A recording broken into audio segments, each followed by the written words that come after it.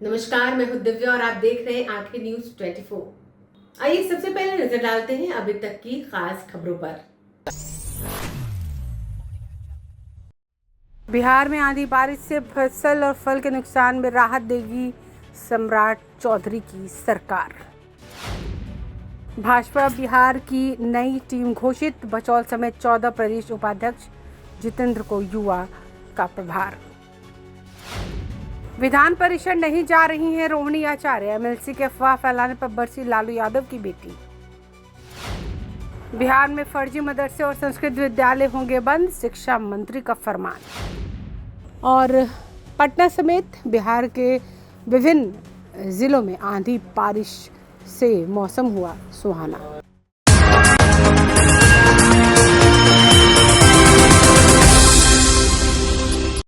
राष्ट्रीय जनता दल के supremo Lalu Prasad Yadav Singapore जा रहे हैं। इससे पहले सिंगापुर में रहने वाली बेटी डॉक्टर रोहिणी आचार्य का विधान परिषद चुनाव में टिकट ऑफर की अटकलों पर रोहिणी आचार्य ने अपना रुख जाहिर कर दिया है कि किसी की लालच देने से वे गलत करने वाले लोगों का विरोध करना नहीं छोड़ेंगी। रोहिणी आचार्य तेजस्वी यादव के व्यवहार पर आपत्ति जताते हुए राबड़ी आवाज से रोते हुए सिंगापुर के लिए निकली थी।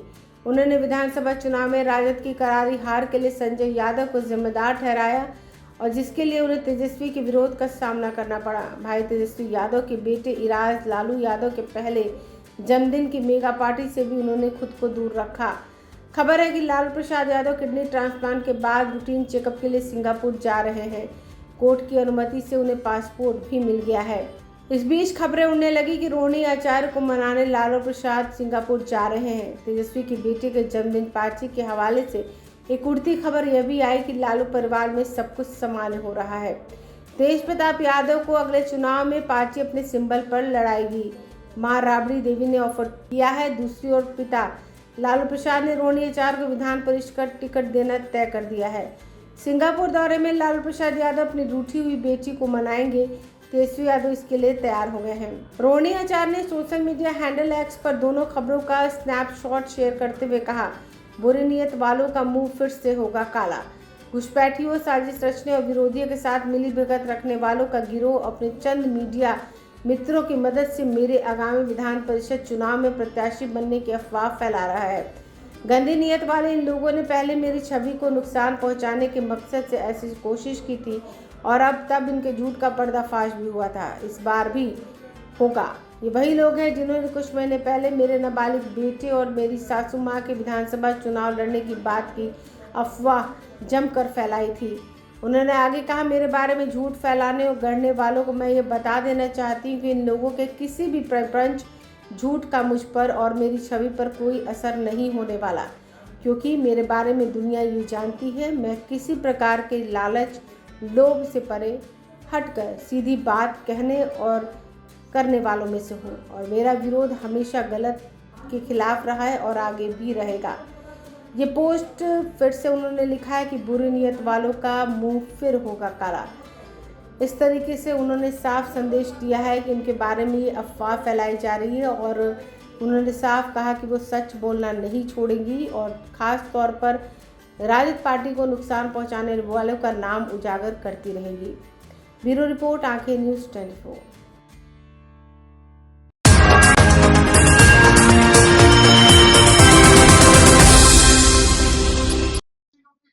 बिहार की सम्राट सरकार ने राज्य की शिक्षा व्यवस्था में पारदर्शिता लाने और फर्जीवाड़े को पूरी तरह समाप्त करने के लिए एक बहुत बड़ा कदम उठाया है। बिहार के शिक्षा मंत्री मिथिलेश तिवारी ने एक बड़ा और कड़ा बयान जारी करते हुए राज्य के सभी मदरसा विद्यालयों और संस्कृत विद्यालयों की जांच कराने का आदेश दिया है। सरकार के इस फैसले से शिक्षा विभाग में हड़कंप मच गया है। शिक्षा मंत्री ने साफ कर दिया है कि बिहार सरकार राज्य में शिक्षा के नाम पर किसी भी तरह के फर्जीवाड़े या भेदभाव को बर्दाश्त नहीं करेगी और नियम विरुद्ध चल रहे सभी संस्थानों पर ताला लगाया जाएगा। शिक्षा मंत्री मिथिलेश तिवारी ने कहा कि बिहार सरकार की नीति बिल्कुल स्पष्ट है, राज्य में किसी भी स्तर पर डिस्क्रिमिनेशन नहीं होने दिया जाएगा। उन्होंने कहा, जिस प्रकार हम मदरसों को पूरी प्रामाणिकता के साथ आगे बढ़ा रहे हैं, उसी प्रकार हमें संस्कृत विद्यालयों को भी आगे ले जाना है। इसी सोच के साथ मंत्रालय स्तर पर यह बड़ी तैयारी की गई है। सरकार ने मदरसा बोर्ड और संस्कृत शिक्षा बोर्ड दोनों के माध्यम से संचालित होने वाले राज्य भर के तमाम विद्यालयों की जांच के कड़े आदेश जारी किए हैं। शिक्षा मंत्री ने बताया कि इस व्यापक स्तर पर होने वाली जांच जब पूरी रिपोर्ट विभाग के पास आ जाएगी तो मंत्रालय स्तर पर उसकी गहन समीक्षा की जाएगी। उन्होंने सख्त लहजे में चेतावनी देते हुए कहा कि जांच के दौरान जितने भी फर्जी विद्यालय पाए जाएंगे जो अवैध या फर्जी तरीके से संचालित हो रहे उन्हें पूरी तरह बंद कर दिया जाएगा और हटा दिया जाएगा। सरकार का पूरा ध्यान सिर्फ उन्हीं विद्यालयों को आगे बढ़ाने पर है जो पूरी प्रामाणिकता और नियमों के तहत चल रहे हैं।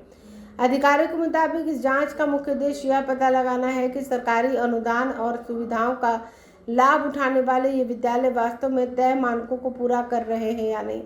शिक्षकों की उपस्थिति, छात्रों का नामांकन और इंफ्रास्ट्रक्चर की ज़मीनी हकीकत को इस जांच के जरिए परखा जाएगा। शिक्षा मंत्री के इस कड़े रुख के बाद मुख्यालय से लेकर जिला स्तर तक के अधिकारियों को मुस्तैद कर दिया गया है। जल्द ही इस विशेष जांच के लिए एक विस्तृत गाइडलाइन और टीमों का गठन कर दिया जाएगा। ये जाहिर है कि शिक्षा मंत्री का पदभार ग्रहण करने के बाद मिथिलेश तिवारी लगातार एक्शन मोड पर नजर आ रहे हैं। कभी शिक्षकों पर कार्रवाई, कभी उच्च शिक्षा को लेकर एक कड़े निर्देश, और अब बिहार में फर्जी मदरसे और संस्कृत विद्यालयों को लेकर उनका बड़ा बयान भी सामने आया है। इन विद्यालयों के जांच भी आदेश दे दिए गए हैं। उन्होंने बिल्कुल साफ तौर तरीके पर यह कहा है कि जांच के बाद सभी फर्जी विद्यालय बंद किए जाएंगे और ऐसे फर्जी विद्यालय बिहार में संचालित नहीं होंगे। ब्यूरो रिपोर्ट, आंखें न्यूज़ 24।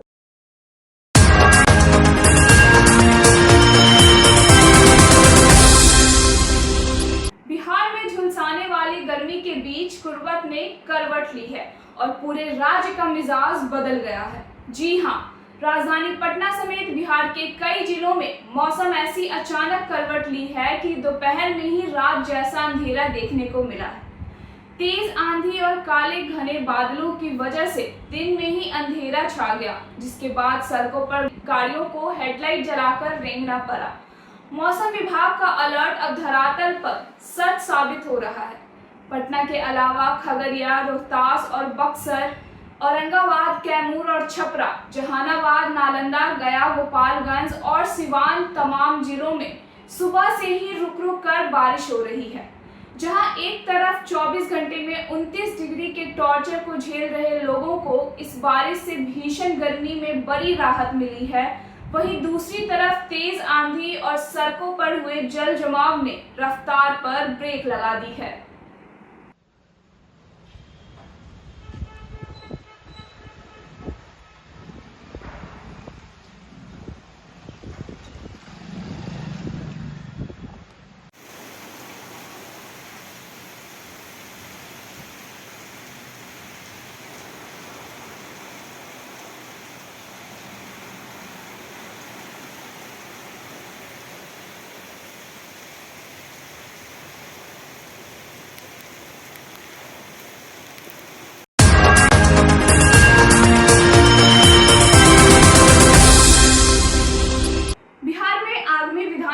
चुनाव को लेकर सियासी सरगर्मियां तेज हो चुकी है। इस बीच एनडीए खेमे से एक बड़ा बयान सामने आया है। बिहार सरकार के मंत्री भगवान सिंह कुशवाहा ने साफ कर दिया कि वे इस चुनाव में महागठबंधन की चर्चा तक नहीं करना चाहते। कुशवाहा ने बड़े आत्मविश्वास के साथ दावा किया है कि एनडीए के सभी घटक दल पूरी मजबूती से एकजुट होकर यह चुनाव लड़ रहे हैं। हमारे पास संख्या बल इतना मजबूत है कि विपक्ष इस लड़ाई में दूर दूर तक कहीं टिकता हुआ नजर नहीं आ रहा है। उन्होंने चुनावी गणित समझाते हुए कहा कि विधान परिषद चुनाव में आम जनता वोट नहीं करती, बल्कि केवल जीते हुए विधायक ही मतदान करते हैं और विधायकों की मौजूदा संख्या को देखते हुए एनडीए की जीत पूरी तरह से तय है। वहीं जीतन राम मांझी द्वारा एनडीए से एक सीट मांगे जाने के सवाल पर भगवान सिंह कुशवाहा ने उनका बचाव किया। उन्होंने कहा कि सीट मांगना हर राजनीतिक दल का एक हक है और ऐसा कोई दल नहीं जो चुनाव में अपनी दावेदारी पेश ना करे। इसके साथ ही पूर्व मुख्यमंत्री नीतीश कुमार को लेकर कुशवाहा ने एक बेहद भावुक और बड़ा बयान दिया है। उन्होंने कहा कि नीतीश कुमार से कोई डरता नहीं है, बल्कि पूरा संगठन उनका दिल से सम्मान करता है। कल पार्टी कार्यालय में पूर्व मुख्यमंत्री आए थे, लेकिन मंत्री नहीं आ पाए। कुशवाहा ने कहा कि अगर नीतीश कुमार आज भी पार्टी दफ्तर आते तो यह कार्यकर्ताओं का सौभाग्य होता। नीतीश कुमार कुछ बोले या ना बोले, पार्टी कार्यालय में सिर्फ उनके कदम रखने भर से ही तमाम कार्यकर्ताओं में एक नई एनर्जी आ जाती है और पूरा कुनबा चार्ज हो जाता है। महागठबंधन की तो चर्चा नहीं करेंगे, लेकिन एनडीए के सभी घटक दल मजबूती के साथ विधान परिषद का चुनाव लड़ेगा।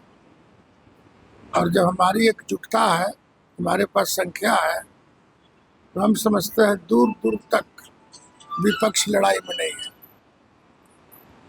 तो इसलिए उन लोगों को कहना ना कहना कोई मायने नहीं रखता। ये तो ऐसे ही लोग बोलते रहते हैं। अरे आप, हम लोग जब चुनाव जीत करके आए 25 में, तो सब लोग तो यही कह रहा था कि 18 तारीख को तेजस्वी यादव को वोट होने वाला था। वैसे ही बोलते हैं, कहाँ से वोट होगा, उसी तरह से बोल रहे हैं। तो गिनती के हिसाब से ना, आम वोटर तो इसमें वोट नहीं डालेगा। आम वोटर डालता तो होता कि भाई आगे और पीछे कुछ बात हो सकती थी। यहाँ तो इन्हें गिने चुने सब वोटर है, सभी एमएलए, हम लोग भी वोटर है। उसके पास वोट कहाँ है कि कहेगा कि हम लड़ाई में है, आम जीत जाए। लेकिन आपके भी गठबंधन में तो दावेदारी शुरू हो गई। कोई दावेदारी किया जा सकता है, लोकतंत्र का तकाजा, लोकतंत्र की खूबसूरती है। गठबंधन में रहने वाले लोग मांग कर सकते हैं, लेकिन अंतिम निर्णय नेतृत्व बड़ी करता। जो दोनों पांचों पार्टी का हम लोग का गठबंधन है, तो सभी लोग बैठ करके नेता तय करें। कोई खींचता नहीं। अरे भाई, कोई खींचता नहीं, खाली खींचता नहीं आप लोग के चैनल में और आप लोग के जुबान में। गठबंधन में कोई खींचातानी नहीं है। आप कंफर्म हो रही मांझी की मांग से अरे भाई, मांझी आज मांगेगा कौन? नहीं, कोई ऐसा दल है जो ना मांगेगा? कुछ लोग तो बिना मांगले मिल रहा, उसमें क्या दिक्कत है? मांगने दीजिए, कोई दरार नहीं। निशांत कुमार को लेकर भी चर्चा हो रही है, क्या एमएलसी बनाया जाएगा या निशांत जी तो रखते हैं, उनको तो मंत्री बनाया गया। मंत्री बनने के बाद तो आपको तो बनना ही ना भाई। मुझे कल मुख्यमंत्री प्रदेश कार्यालय पहुंचे तो एकदम निरंजन कर रही है, पूर्व मुख्यमंत्री नीतीश कुमार कोई मंत्री नहीं हुए, इतिहास से समय से उनके डर से कोई नहीं आया। हम लोग इज्जत करते हैं माननीय पूर्व मुख्यमंत्री और पार्टी के राष्ट्रीय अध्यक्ष को यहाँ आना, मैं समझता हूँ सौभाग्य है। यदि आज भी आते तो अच्छा लगता, पार्टी के कार्यकर्ता लोग को अच्छा लगता। वो कुछ भी नहीं कहेंगे, खाली हाथ जोड़ लेते हैं, हम लोग हाथ जोड़ लेते हैं, उसी में एनर्जी आ जाता। नीतीश कुमार को देखने के बाद इस राज्य के 50% से ज़्यादा महिलाएं, नौजवान और पार्टी के कार्यकर्ता, उनका चेहरा देखता है तो चार्ज हो जाता। तो आ गए तो सब लोग चार्ज हो गए। और कौन आया नहीं आया वो तो बात करनी चाहिए भाई। और आगे तो सब लोग को आना था। बड़े भाई विजेंद्र यादव जी भी आए थे, उप मुख्यमंत्री है सरकार में, लेकिन जब वो आए तो सुनने वाले सुनाने वाले भी कोई नहीं था। हम लोग भी अभी आए हैं तो खाली सुनाने वाले सुनने वाले आप ही है। तो इसलिए आज मौसम का भी सुबह से ही मौसम खराब है और रत्ना न काम हो रहा है इलाका में। जब समस्या रहेगा तब न कोई आएगा। अब ग्रामीण क्षेत्र में जाए तो सब लोग काम में है। बिजली की व्यवस्था, यातायात की व्यवस्था, सिंचाई की व्यवस्था, ठीक ना, सारा चीज ठीक ठाक है। तो कोई दिक्कत में रहेगा तब न आएगा। तो हम लोग पूरे 14 करोड़ जनता का काम हो रहा है, तो इसलिए पटना गाड़ी भाड़ा लगा क्या लाएगा, सब हो रहा, सब ठीक है।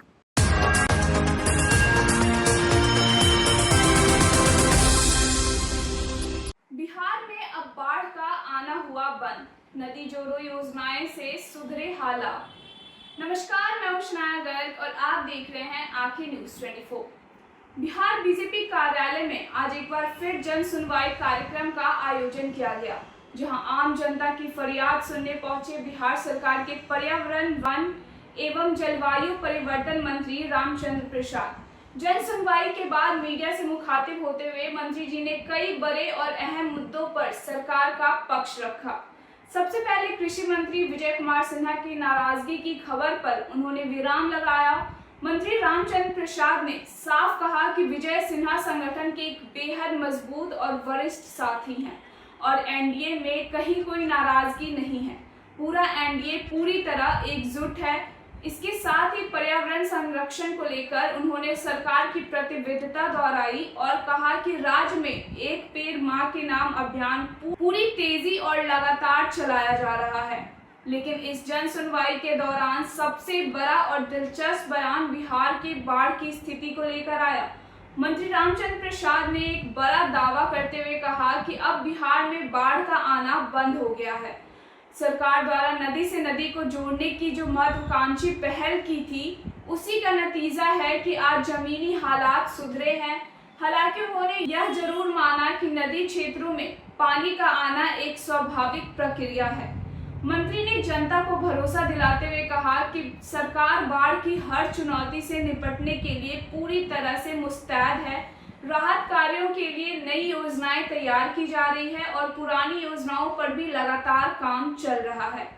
वहीं जब उनसे बक्सर के गोकुल जलाशय की स्थिति को लेकर कुछ सवाल पूछा गया तो उन्होंने कहा कि वे जल्द ही विभाग से इस मामले की पूरी जानकारी लेकर उचित कदम उठाएंगे।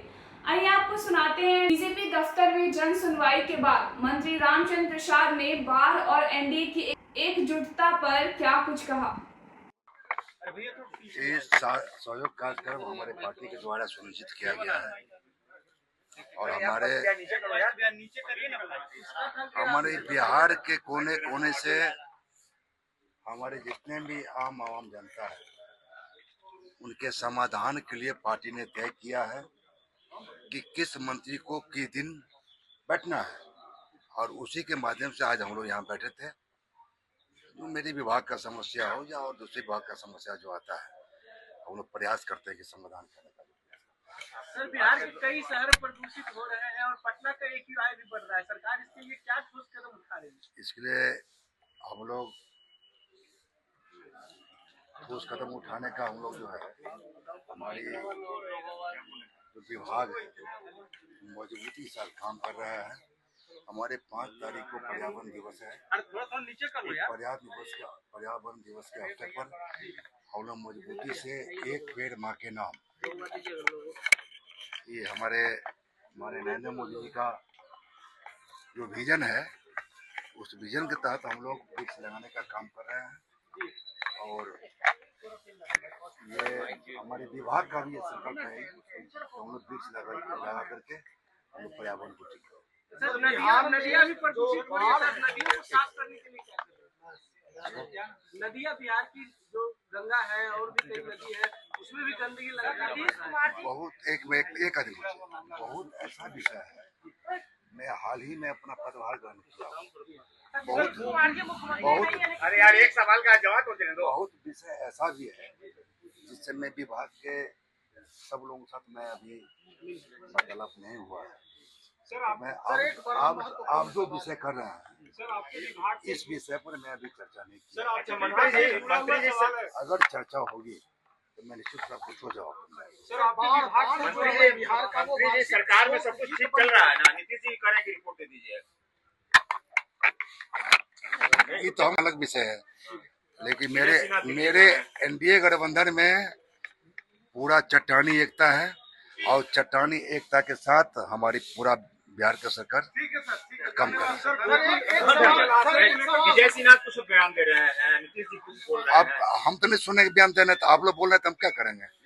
आप लोग बोल रहे हैं तो हम इस बात को नहीं मानेंगे। भावुक हो जा रहे हैं कार्यक्रम में, देखिए हो जा रहे हैं बोलते बोलते। विजय बाबू हमारे संगठन के आदमी है। भावुक होना ना होना अलग विषय है, लेकिन पार्टी के प्रति संकल्पित है, वो एनडीए के प्रति संकल्पित होकर काम कर रहे हैं, इतना मुझे विश्वास है। क्या लगता है उनको डिमोशन कर दिया गया है क्या? एक डिप्टी सीएम होने के बाद उनको एक कृषि मंत्री बनाया गया? ऐसा देखिए, आप लोग क्वेश्चन कर सकते हैं इस तरह का, लेकिन ऐसी बात है नहीं। सर पिछले वर्ष की अगर हम तुलना करें तो 407 लोग अतिरिक्त लोगों की जान गई। इसके लिए हर साल योजना बनाई जाती है, लेकिन कोई निराकरण। देखिए, अब बाढ़ का आना बिहार में बंद हो गया है। हमारे बिहार की सरकार ने नदी से नदी जोड़ने का जो काम किया है, मैं अपने दरभंगा जिला की बात करना चाहूंगा, पूरे बिहार की बात करना चाहूंगा। लेकिन जब से नदी को जोड़ा गया है नदी से, तब से बिहार का आना वो अब बंद हो गया है। वैसे बाढ़ आने के लिए जो एकदम लो लैंड एरिया है वहां तो बाढ़ आना स्वाभाविक है, लेकिन बाढ़ के समाधान के लिए हमारी सरकार पूरा योजना बना रही है। बन भी गया है, कुछ काम भी हुआ है, जो काम बाकी है सरकार पूरा उसका असर दिखेगा इस बार अगर बाढ़। बिल्कुल बिल्कुल पूरा पूरा पूरा।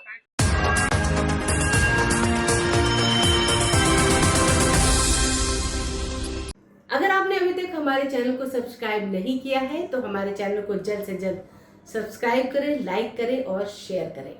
ताज़ा तरीन खबरों के लिए देखना ना भूलें आंखें न्यूज़ 24।